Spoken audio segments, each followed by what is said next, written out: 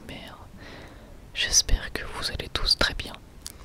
On se retrouve pour la review de l'épisode 8 de la saison 4 de SNK.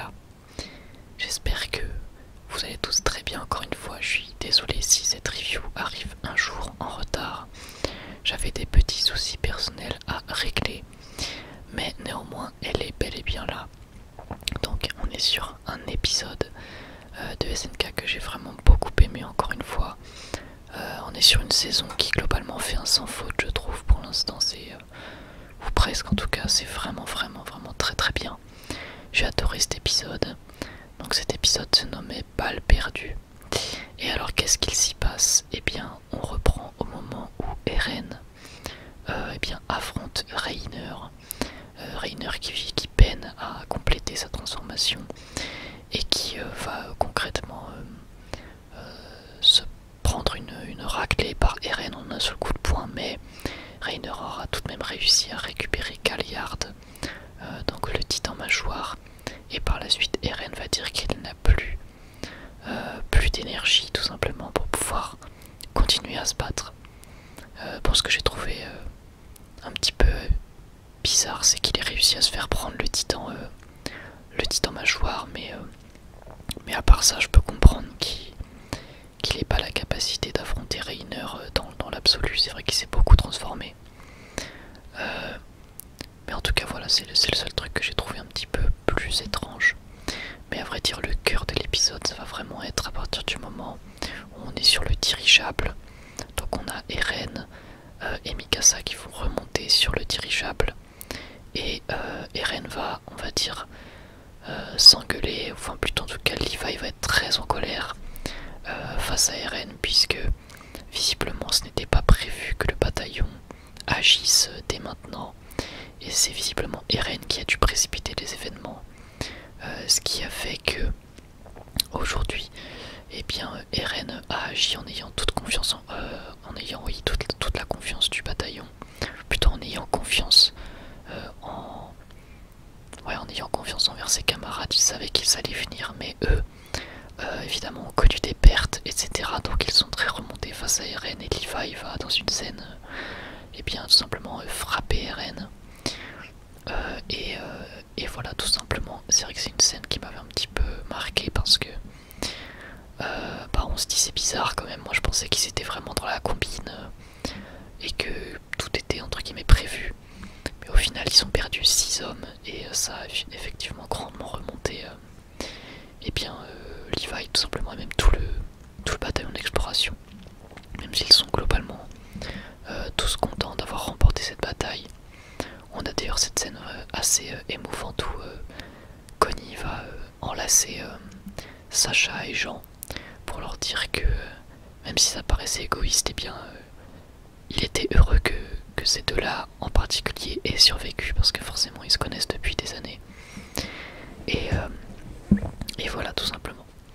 Ensuite on a Gabi qui elle va tout simplement être prise de rage et va tenter de rejoindre le dirigeable grâce à Lobov. Je crois que c'est Lobov.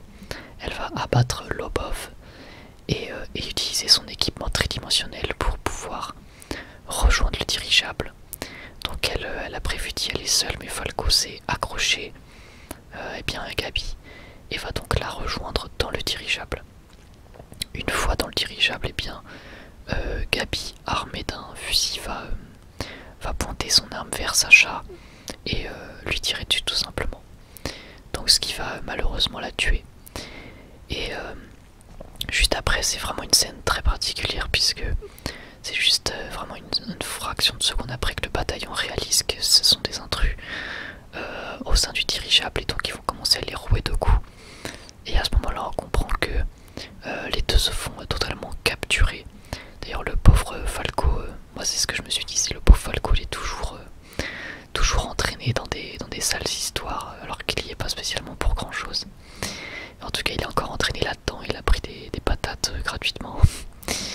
Et voilà, donc malheureusement Sacha va décéder suite à ça.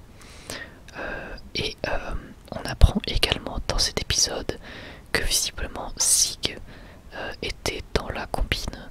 Alors Alors c'est ce que j'ai cru comprendre, Sig est visiblement un traître, hein, tout simplement. En tout cas, Sig a l'air d'être dans la combine avec Eren, Levi et tout le bataillon.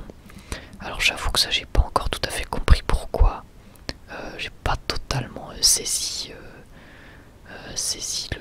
la chose, même si du coup oui effectivement on se rend compte qu'il est pas mort, Sig est bien vivant. Mais il a surtout l'air d'être du côté du bataillon, donc j'avoue que là-dessus j'ai pas trop compris en fait s'il était capturé ou s'il avait retourné sa veste, mais je crois bien qu'il a retourné sa veste, hein, si j'ai bien compris l'épisode. Donc là-dessus j'avoue que je suis très curieux de voir la semaine prochaine quelles seront les explications qu'on aura là-dessus. Donc voilà. Donc du coup Gabi et Falco vont pouvoir constater le fait que Sig soit avec le bataillon désormais. Donc ce qui va créer un choc bien sûr pour eux. Mais l'événement clé, plutôt le moment vraiment clé de l'épisode, c'est et bien tout simplement quand Connie se ramène dans la discussion pour indiquer que Sacha est décédé. Et là c'était vraiment une scène très très dure, puisque du coup on voit Mikasa et Armin se précipiter vers elle. Et c'est vraiment une scène extrêmement émouvante, j'avoue que ça m'a vraiment pris aux tripes. Parce qu'en plus on a une OST qui accompagne cette scène, qui est une OST vraiment magnifique, une OST très très triste. Et oui vraiment j'ai trouvé que c'était une scène super marquante.